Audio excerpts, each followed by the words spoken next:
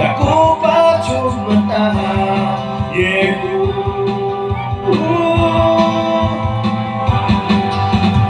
Dugay ko ra nga gitapos ang sauna. Usa ka na lang kasumsuman sa akong istorya.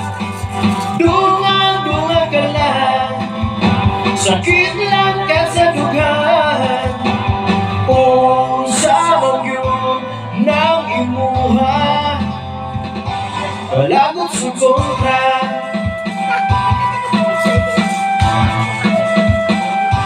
Palagot sa kontra.